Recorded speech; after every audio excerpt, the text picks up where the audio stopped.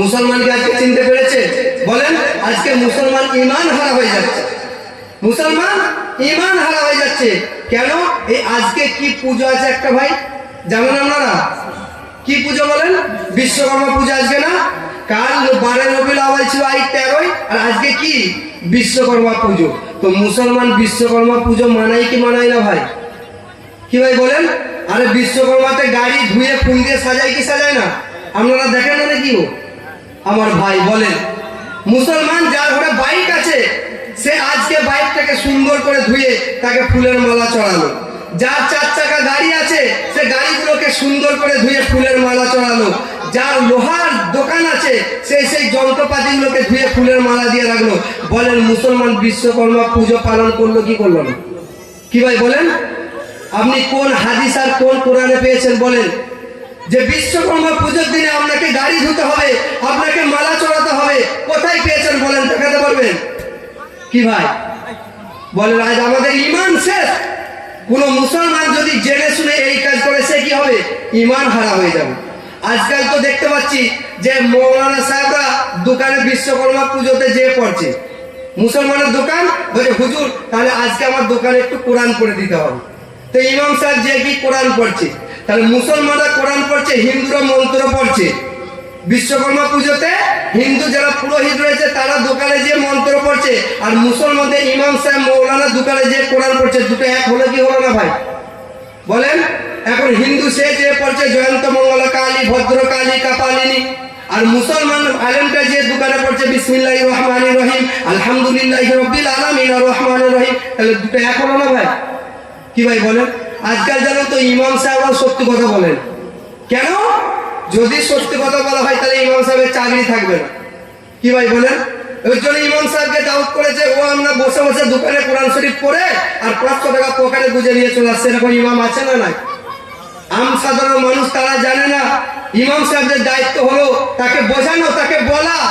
তা না করে এই জানছো তো আমার বাবা বিশ্বকর্মায় যদি 5 মিনিট পরে 500 টাকা হয় তো আমার ক্ষতি কি আছে? কি ভাই, হক কথাটা মানুষের কাছে বলতে হবে কি হবে না? চাকরি আগে না হক কথার আগে? একটা ইমাম সাহেব সেই এলাকার দায়িত্ব নিয়ে থাকে, যদি সেই এলাকায় কোনো শিরক বেদাতি কাজ হয়, ইমাম সাহেব যদি বলে তার কথা যদি না শুনে তাহলে আলাদা ব্যাপার। আর ইমাম সাহেব যদি চাকরি বাঁচানোর জন্য যদি না বলে তাহলে ওই গোনাটা কার ঘরে পড়বে? ইমাম সাহেবের ঘরে। আমি চিন্তা করি যে এই আলেম যারা রয়েছে ইমাম, এনারা কি হাদিস কোরআন পড়ে না? এনারা কি সাহাবাদের ঘটনা পড়ে না?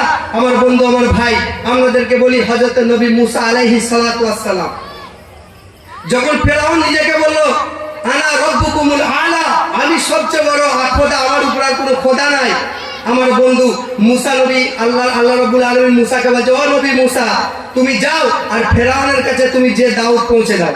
তো মুসা নবী বলছে, আল্লাহ আমি যদি এখন ফেরাউনের কাছে দাওয়াত নিয়ে যাই তো আমার ঘরে বিবি বাচ্চা রয়েছে, তাহলে তাদের রুজি রোজগার কে করবে আর তাদেরকে কে খাওয়াবে? সঙ্গে সঙ্গে আল্লাহ পাক বলছে, নবী মুসা তোমার সামনে তাকিয়ে দেখো তুমি কি দেখতে পাও। নবী মুসা আলাইহিস সালাম তাকিয়ে দেখলেন একটা ছোট্ট গোলপাড়া পাথর রয়েছে। আল্লাহ বলছে, নবী মুসা মারো, তোমার ওই লাঠি দিয়ে পাথরের মধ্যে আঘাত করো। যখন হযরত নবী মুসা আলাইহিস সালাম পাথরের মধ্যে আঘাত করেছে, পাথরটা ভেঙে দুভাগ হয়ে গেছে। মুসা নবী দেখলেন ভিতরে আবার একটা ছোট্ট বড় পাথর।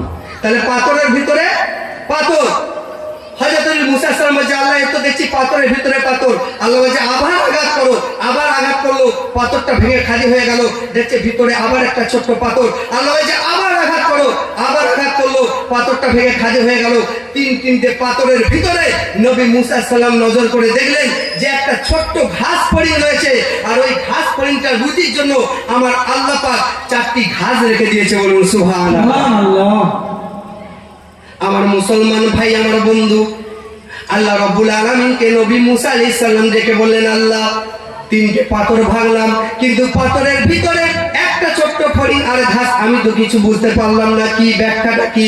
আমার আল্লাহ রাব্বুল আলামিন ডাক দিয়ে বললেন, নবী মুসা রে তুমি কি জানো না দুনিয়ার জমিনে যদি কেউ গাছ লাগায় আর ওই গাছটা লাগানোর পরেতে যদি গাছটাতে আলো না পায়, বাতাস না পায়, পানি না পায়, বলেন গাছটা কি বাঁচবে ভাই? কি হয় গাছটা বাঁচবে?